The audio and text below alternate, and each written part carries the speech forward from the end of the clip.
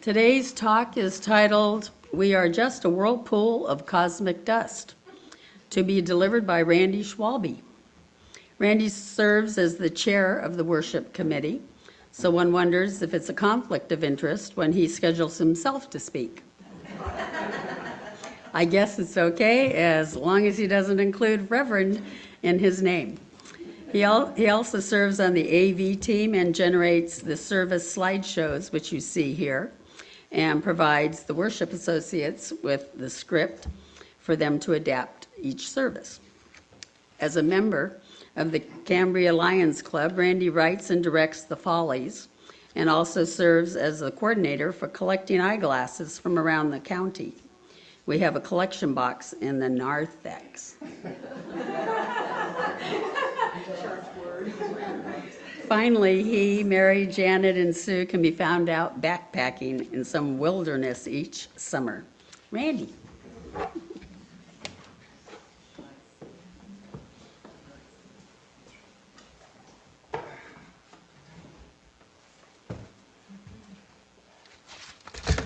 Thank you, Dolores.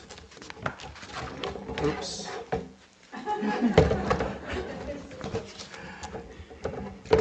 Let's see. This. Yeah. Good morning. Good morning. If I had said that to any of you 10 years ago, I would have been greeting a completely different person than you are today. You see, every atom in your body, roughly 7 octillion, that's 7 with 27 zeros after it, or 1 billion times 1 billion times 1 billion, give or take a few, every atom has been replaced. Replaced by atoms introduced through inhaling, ingesting, and exposure. And the atoms being replaced emigrated via exhaling, elimination, and random egression.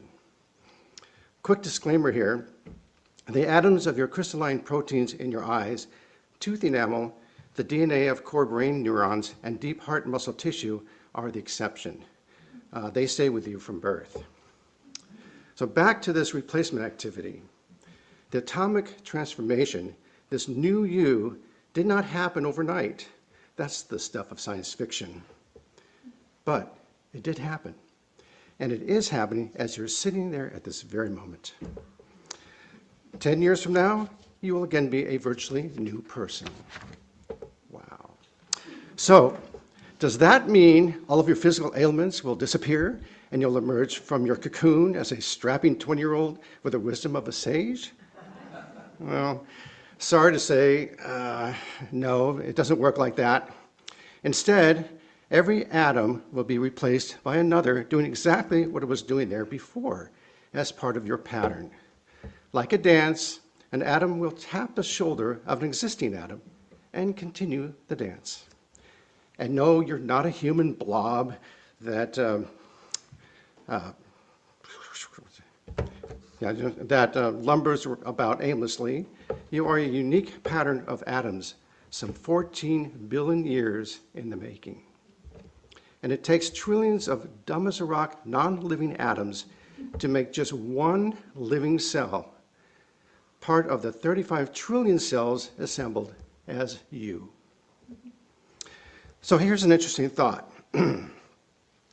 Every heavy atom in your body, such as the iron in your blood, the calcium in your bones, and the phosphorus in your DNA, was forged inside stars or during explosive cosmic events billions of years ago. Earth formed approximately 4.5 billion years ago, give or take about 50 million years. It was created through the process of accretion, as dust and gas swirling around the young sun stuck together under gravity to build our planet. Think about it. Every atom on Earth, including your 7 octillion, were scattered about the universe long before the Earth was created. Sound crazy? Mind-blowing? Some of you might think that I'm gaslighting you right now, so permission to proceed with an analogy? Yeah. Okay, good. Thank you. Like you had a choice, all right? So imagine hiking through a forest when you suddenly come upon a rapid river. At a certain location, due to the arrangement of the curved riverbank along with various boulders and logs, there before you is a mesmerizing whirlpool. You gaze at it for a while, enjoying the swirling patterns of water. And just for the fun of it, you cleverly locate a drop of water upstream and follow it through its track around the whirlpool and out. Sure, that was amusing for a moment, but you unwittingly discovered a significant concept about how atoms travel. Within 2 seconds of first seeing this whirlpool, almost all of the drops of water have been replaced by new drops. And yet the whirlpool looks exactly the same. Now, if you hang around for, say, several months, you will see some changes take place. A new log shows up, or an existing log breaks away. The riverbed erodes or builds up. Someone like me comes around and picks up a stone from the interior of the whirlpool to throw it off some nearby cliff. One of my favorite habits. Look out down there. So the whirlpool does not stay exactly the same. It evolves. With humans, we call it aging. Our hair turns gray, our skin becomes less vibrant and sags. We start to stoop a little bit more. But this whirlpool analogy works only in terms of atom replacement I mentioned earlier. The difference is that we take 10 years to get it done. The whirlpool, just 2 seconds. So there you have it. At the atomic level, we behave in the same manner as a whirlpool in a sylvan stream. And why is this significant, you might ask? Well, first, as the title of this talk and the previous hymn suggest, we are made of cosmic dust. Second, nothing about each of us is new. Let me repeat that. Nothing. Okay, every atom in the universe is recycled and reused, including the atoms arranged in a pattern that is you. And third, your body will never go away. Just join the dance of other patterns. Okay, let's start with the cosmic dust business. I'm not suggesting the universe sees you as a pig pen, but instead, like picking a water drop in that stream, it is entirely possible that a carbon atom emitted by, let's say, Alpha Centauri A, the largest of the three-sun cluster, was emitted in a direction directly aligned with Earth over 700 trillion miles away. And by luck, it eventually reaches Earth after 430 years, enters our atmosphere, it reaches the ground, and is absorbed by a root of an apple tree at a farm near Cambria. This carbon atom finds its way into one of the apples hanging from the tree, which in turn is picked and sent with the rest of the bushel to the Cambria farmer's market. You happen to buy that particular apple and eat it as a snack. The carbon atom is now in your digestive tract and is absorbed into your bloodstream and finds its way to your spleen. You now have an atom as part of you that was once part of Alpha Centauri A, along with atoms that may have once been part of, who knows, George Washington, Caesar Augustus, Newton, Moses, John Lennon, even Taylor Swift. So your collection of atoms may have and did come from just about anywhere in the universe, but most likely here on Earth. Relatively few atoms enter and exit the Earth's biosphere. So, sad to say, there's just nothing new about your physical being. When you were conceived, you did not just appear out of nothing. Instead, the universe was doing its little bit of magic to create you, along with a little help from your parents. Cosmic dust. Yes, that is all you are. And before you is a roadmap of all the dust known to us, the periodic table. I wish I could show you an image of all the cosmic dust in one place, but Google search did not have one, and actually that would be impossible. However, I can show you a picture of my cosmic dust. This is me as just a collection of chemicals. And I know what you're probably thinking, so save it. Okay. You may be thinking, he's so small in that image and yet so huge on the podium. Well, you would be correct. You see, over 99% of me and each of you is just space. If you said, I mean nothing to you, you would be mostly correct. And I could take that as a compliment. But going back to the chemistry set that is me, the atoms making up that kit were previously elsewhere, anywhere. And this brings me to principle number 7. We affirm and promote respect for the interdependent web of all existence of which we are a part. Literally, we are a part. Not just hanging around with other life forms, but sharing that chemistry set with everybody and everything. It's interesting to note that in Genesis chapter 2, verse 7 from the Old Testament reads, "Then the Lord God formed man from the clay of the earth." And some would argue that there is truth to that account. Actually, based on what I have covered so far, that claim does hold a modicum of truth.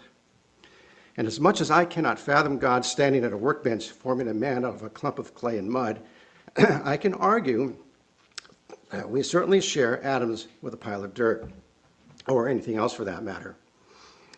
And that does kind of diminish our standing as, quote, having dominion over every living thing that moves.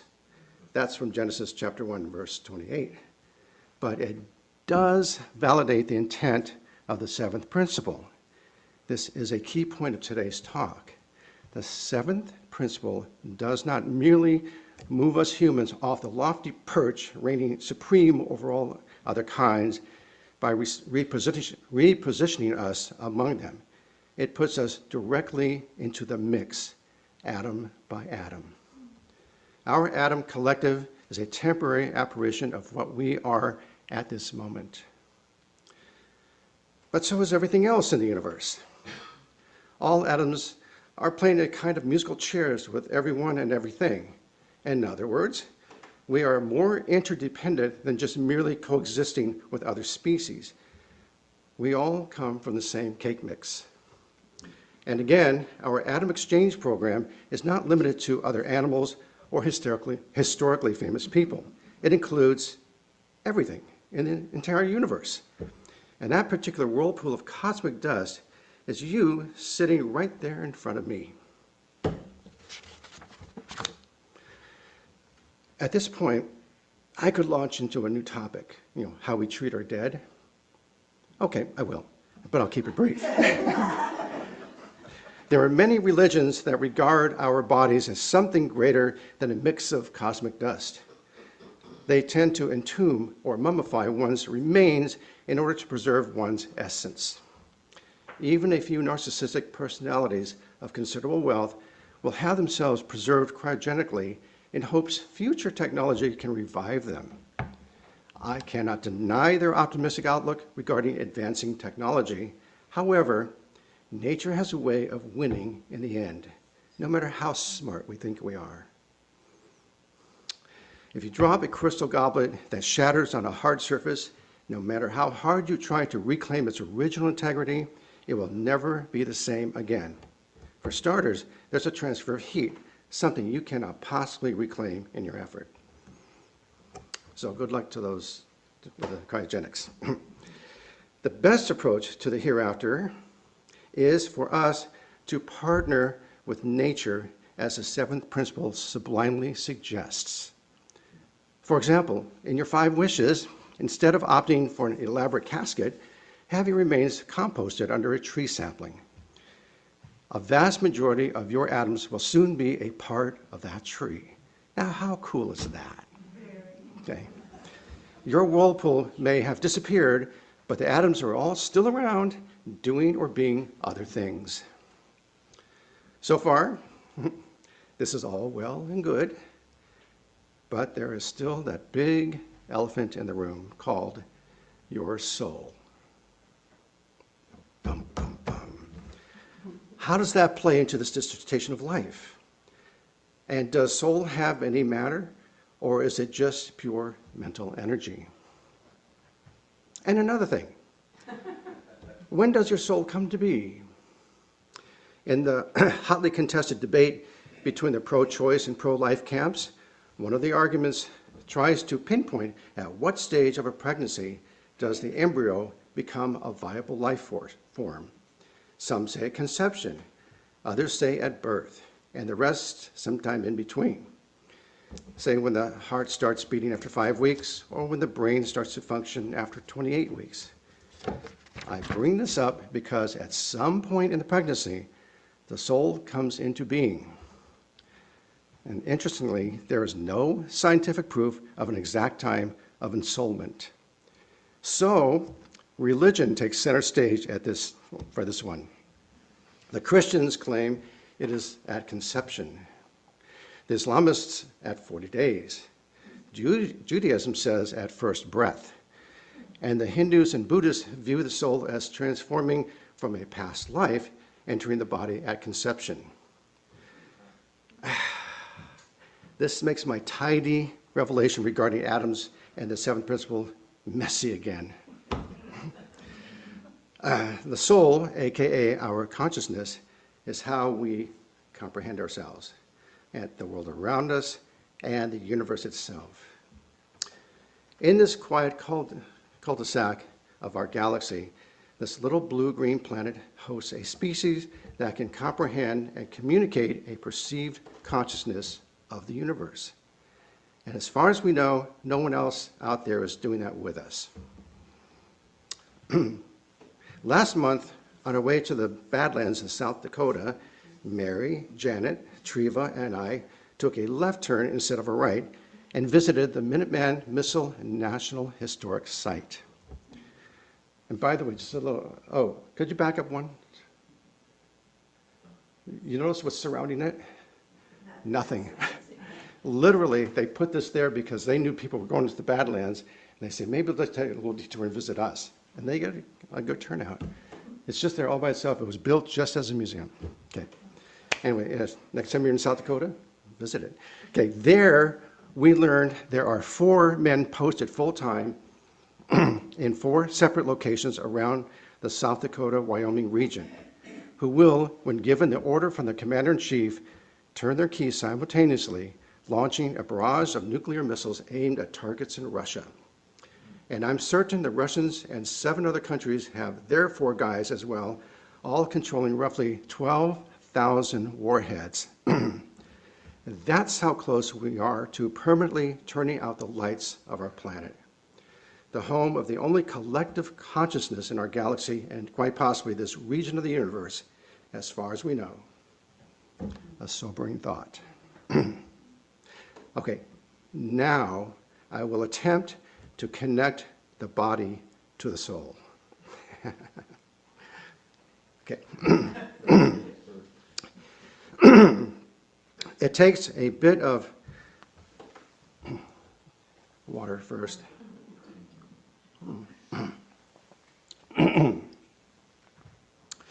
It takes a bit of desensitization for one to become a surgeon, to become non-squeamish at the sight of an open patient or cadaver. But can these folks maintain that same composure if experiencing their own inner flesh and blood? On the one hand, it's just another collection of flesh and blood.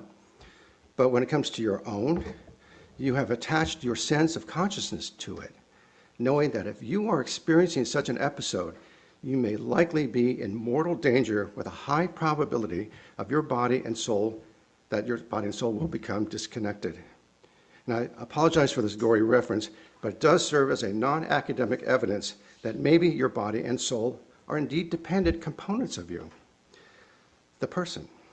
Yes, I could argue that the moment a person passes, all the atoms are still in place. A bunch of atoms did not just collectively rise up out of the body as a soul heading off to heaven. But cognitive neuroscience will disagree with this connection. Your sense of self is not a single soul particle or a localized physical object. Instead, your soul is a dynamic brain construction illusion built from the continuous interaction of distributed neural networks. Now repeat that back to you. No. Translated, that means our brain provides the soul in which we can operate as living beings with a sense of self and awareness. It also means we do not have to merely let all those atoms running around in our bodies and everywhere else go unappreciated. More importantly, we can appreciate them at yet another level, a deeper level of connection between us, nature, and the universe. Let's check in with Richard Feynman, a renowned 20th century physicist.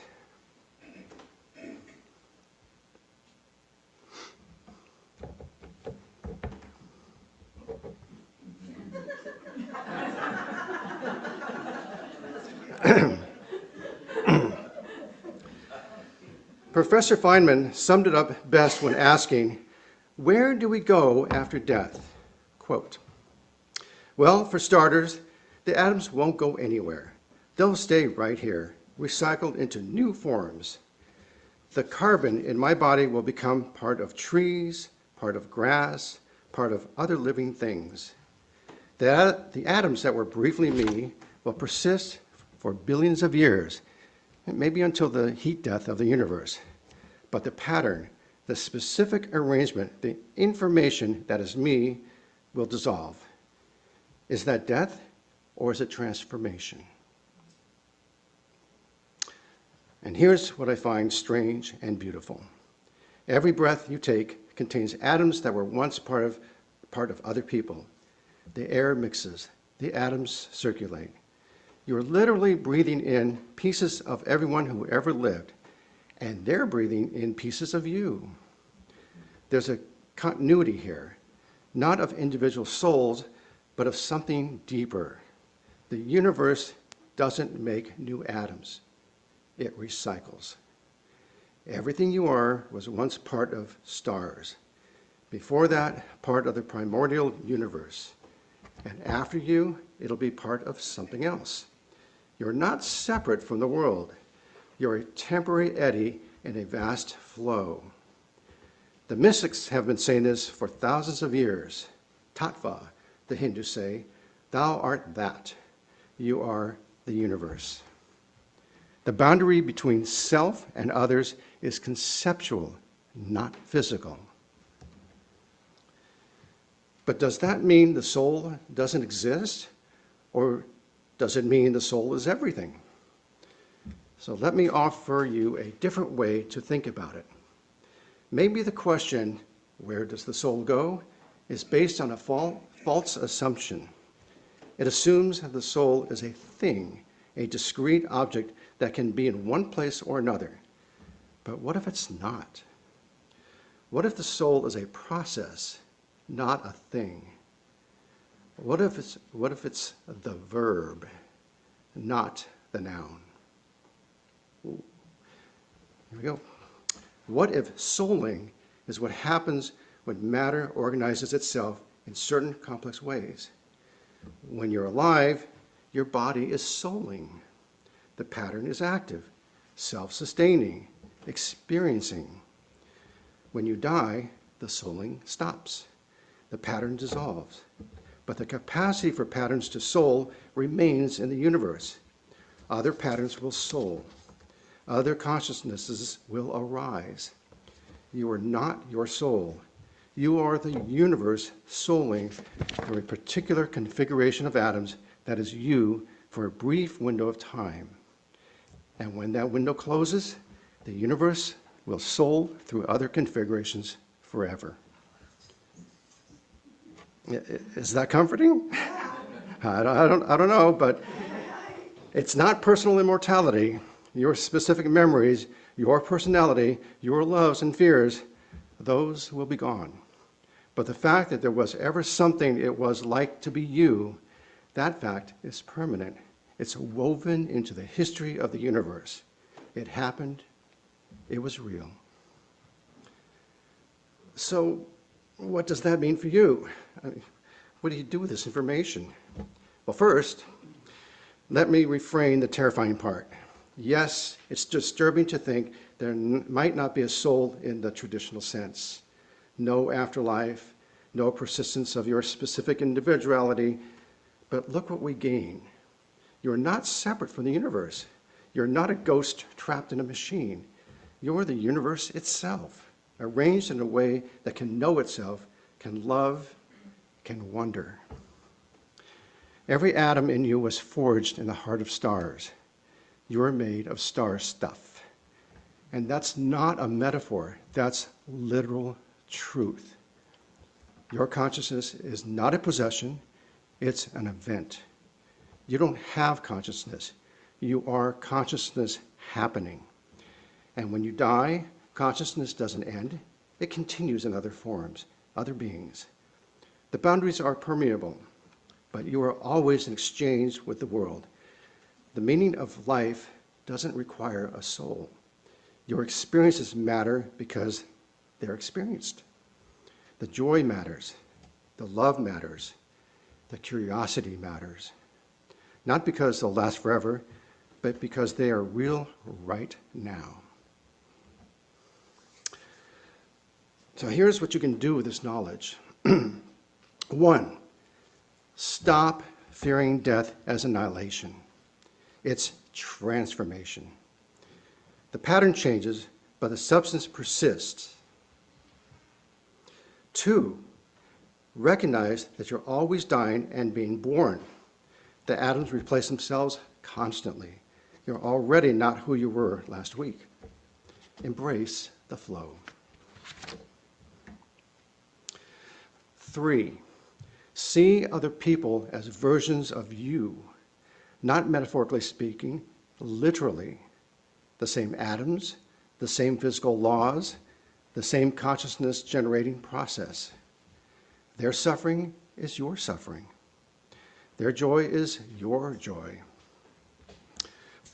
4, make meaning now. Don't wait for an afterlife to validate your existence. This moment, this pattern, this souling, it's happening now. It's all there is. 5, be curious. The universe arranged itself into a form that can ask where the soul goes. That's extraordinary. You are the universe wondering about itself. Just keep wondering. This is the most remarkable thing about existence, that it's aware of itself at all. Out of the 14 septillion unconscious atoms in our brain, consciousness arose. Out of randomness, meaning emerged. You're not an observer watching the universe. You are the universe observing itself. And when you die, that observation doesn't end, it shifts. It continues in others. In the endless flow of matter and energy and information, the soul doesn't go anywhere because it was never separate. It's the universe temporarily localized, pretending to be separate, and then dissolving back into the whole. And just like that whirlpool in the forest river, that to me is far more beautiful than any heaven. Unquote.